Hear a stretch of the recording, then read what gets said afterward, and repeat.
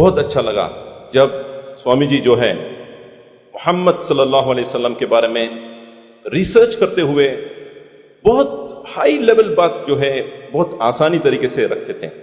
मैं उनको ये पूछना चाहूंगा, ये चेंजेस कैसा शुरू हुआ आपके अंदर? यानी आप पहले एकदम ऑपोजिट थे, वो जो किताब पहले जो किताब लिखे टोटली एंटी इस्लामिक था, बाद में अभी जो है आप एकदम पॉजिटिव अंदाज में, ब्यूटीफुल अंदाज में, बहुत सारे मौलवी भी आपको मैच नहीं कर सकते। पूरे मौलवी करके नहीं बोलता, बहुत सारे यानी उलमा में भी हर आदमी के पास जो है वो जो बोलने का तरीका जो है हर आदमी के पास नहीं हो सकता। तो उस अंदाज में आप जो बोल रहे हैं बहुत डीप स्टडी करते हुए आप लोगों के सामने आ रहे हैं। तो what is the transition phase, कैसा हुआ? ओम पूर्णमदः पूर्णमिदं पूर्णात् पूर्णमुदच्यते पूर्णस्य पूर्णमादाय पूर्णमेवावशिष्यते। ओम शांति शांति शांति। एक अखबार निकलता है उत्तरी भारत में, दैनिक जागरण, बहुत मशहूर, सबसे ज़्यादा पाठक हैं उसके। उसमें एक लेख छपा था, दंगे क्यों होते। बल्लाज मधोक, जो बुजुर्ग लोग हैं उनको जानते होंगे बल्लाज मधोक को, उन्होंने एक लेख लिखा था और कुरान मजीद की कुछ आयतें दी थी। तो वो आयतें देखने के लिए कि क्या वास्तव में सही है कि नहीं, मैं इलाहाबाद में एक दुकान में गया और मौलाना फतेह मोहम्मद खान साहिब जालंधरी और मौलाना अब्दुल पारिक साहब की हिंदी का अनुवाद ले आया और उसमें हमने देखा तो वो कुरान मजीद की वो आयत वैसे ही मौजूद थी। तो मुझे लगा कि ये बात सही है और मैंने किताब लिखी इस्लामिक आतंकवाद का इतिहास। बाला साहब ठाकरे को बहुत पसंद आई, उन्होंने उसका अंग्रेजी ट्रांसलेशन कराया, the history of Islamic terrorism के नाम से। बाद में एक सज्जन ने, अब मैं वहाँ आ रहा हूँ कि मेरा सोच कैसे बदला। मुंबई के एक व्यापारी ने मुझसे कहा कि स्वामी जी आप जो काम कर रहे हो उसमें फंड की जरूरत है, फंड आपको नहीं मिल रहे, आप ऐसा करिए किताब इस्लाम पर लिखिए अमेरिका के लिए कि वास्तव में इस्लाम से अमेरिका को खतरा, तो आपको अच्छा खासा आपको वहाँ से रॉयल्टी मिलेगी, आपके सारे काम चल जाएंगे।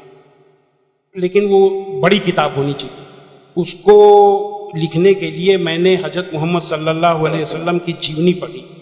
जब जीवनी पढ़ी तो जो कुरान मजीद की आयतों को मैंने आतंकवाद से जोड़ा था कि इन आयतों की वजह से आतंकवादी बनते हैं, लेकिन जीवनी पढ़ने के बाद मुझे लगा कि ये आयतें आतंकवाद को रोकने के लिए हैं, आतंकवादियों को, सुभान अल्लाह, क्योंकि उनमें जो युद्ध का आदेश था वो आतंकवाद और आतंकवादियों के विरुद्ध था। तो मुझे लगा कि मुझसे बहुत बड़ी गलती हो गई, एक धर्माचार से ऐसी गलती नहीं होनी चाहिए।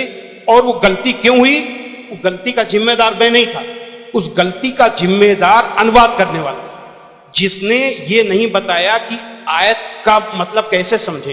किसी भी हम यहाँ जो गैर मुस्लिम भाई होंगे उनको मैं बताऊं कि आयत का मतलब समझने के लिए जरूरी है कि आयत क्यों और किन परिस्थितियों में आई। ये जब जानेंगे तभी सही अर्थ मालूम होगा।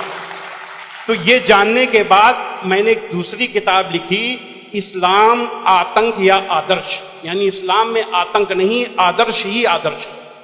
और इसका हम दूसरा उदाहरण और हम दे रहे हैं क्योंकि हमने एक दूसरी किताब भी लिखी है। एक बार मैं जा रहा था, अभी थोड़े दिन की बात है, तो एक सज्जन से मेरी बातचीत होने लगी। मैंने कहा इस्लाम में आतंकवाद है ही नहीं। तो उन्होंने क्या किया, अपने मोबाइल में दिखाया एक इंटरनेट से कि आज से 100 साल पहले ब्रिटिश पार्लियामेंट में एक भूतपूर्व जो प्रधानमंत्री विलियम ग्लैडस्टोन थे, उन्होंने कुरान मजीद को लहराते हुए उसके बारे में कुछ नेगेटिव चीजें कही थी।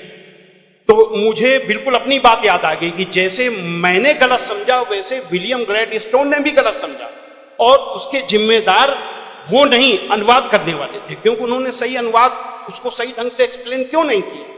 तो मुझे लगा कि अब इस पर भी एक किताब लिखने की जरूरत है। तो मैंने एक दूसरी किताब लिखी है, कुरान जीने की कला। वो अंग्रेजी हिंदी में है, वो छप चुकी है जामिया नगर में, जो जमात इस्लामी के मरकज से छपी है। अंग्रेजी में इस्लाम एन आर्ट ऑफ लिविंग के नाम से अंग्रेजी में भी छपे। अब इन सारी चीजों जो मैंने इस्लाम को देखा, कुरान को देखा, उसके हिसाब से मैं एक छोटे से निष्कर्ष पे पहुंचा कि इंसान में इंसानियत लाने के तरीके का नाम इस्लाम है। सुभान अल्लाह। और ये जुमला नहीं है, ये जुमलेबाजी नहीं है कि मैं अपने तरफ से मैंने कोई एक मुहावरा कह दिया, एक जुमला फेंक दिया। ये बात दलील के साथ मैं बताऊंगा, और मैंने दलील के साथ देखा है। ये इंसानियत के दुश्मन है, काम, क्रोध, मद, लोभ, मोह, ये दुश्मन है। और कुरान मजीद में इन सब के लिए बहुत ही बड़ी बुराई बताया गया है और रोक लगाई गई है। पहले एक चीज हम काम को ले लेते हैं। काम यानी कि किसी भी महिला को, किसी भी औरत को अपनी बीबी को छोड़ करके और दुनिया की जितनी महिलाएं हैं उनको अपनी मां, बहन, बेटी समझना, ये कुरान में बहुत ही सख्ती से पालन करने के लिए कहा गया है। अभी तक आप लोगों ने देखा होगा कि जो गैर मुस्लिम भाई हो सुने कि किसी भी मर्द को देख करके औरत को अपनी निगाहें नीची कर लेना चाहिए, लेकिन कुरान का क्या हुक्म है? कुरान के सूरा 24 आयत नंबर 30 में है, ऐ मोहम्मद मोमिनों से कह दो कि वे अपनी गैर जो भी महिलाएं हैं जो उनको देख करके अपनी निगाहें नीची रखा करें और अपनी शर्मगाहों की हिफाजत करें। यानी जब सुभान अल्लाह, मर्द जब अपनी पत्नी के सिवा किसी को देखे तो आंख न मिलाए उससे, अपनी निगाहें नीची कर ले और मर्यादा में रहे। ये पुरुष के लिए ये बनाया गया नियम, और यही नियम औरत के लिए भी, दोनों के लिए वही नियम बनाए गए। ये नहीं कि केवल औरत के लिए। मर्द कहते हैं कि इस्लाम में औरत को दबाया जाता है, लेकिन मर्द के लिए कितना सख्ती से नियम बनाया गया। तो ये काम के लिए कितनी सख्ती की गई।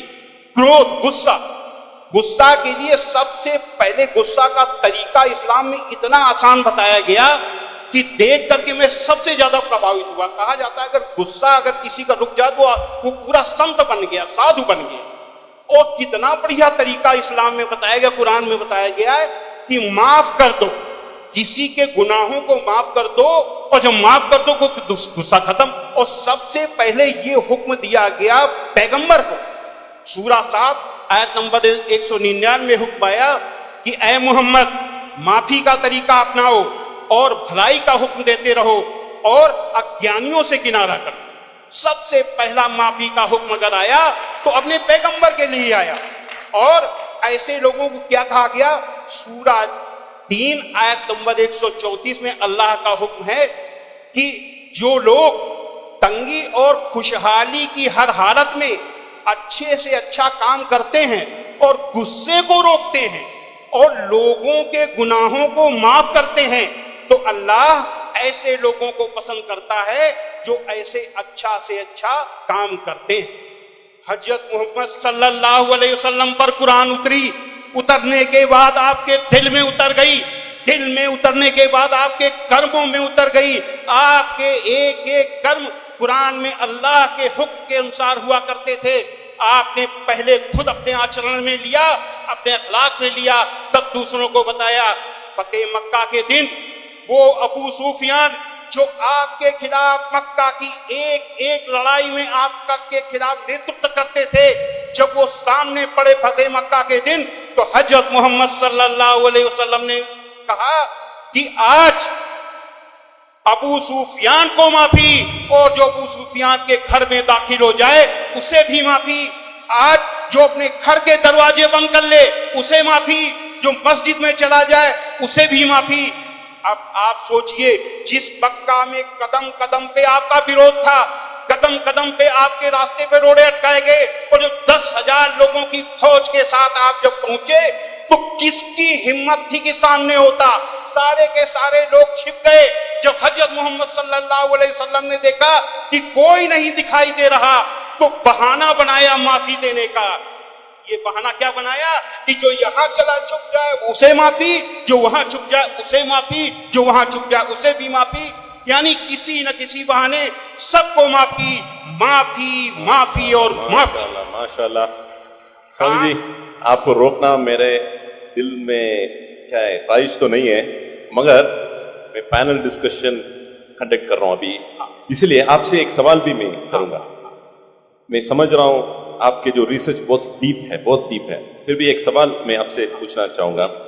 अभी आपको ये रिसर्च होने के बाद क्या आपको ये लग रहा है कि मुसलमान जो आजकल के बहुत सारे मुसलमान जो है वो खुद जितना आपने रिसर्च किए अक्सर लोग रिसर्च नहीं करें, क्या ये एक वजह हो सकता है?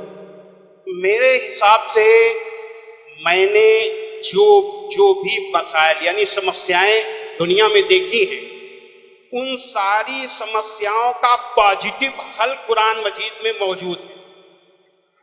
बस देखने की जरूरत है।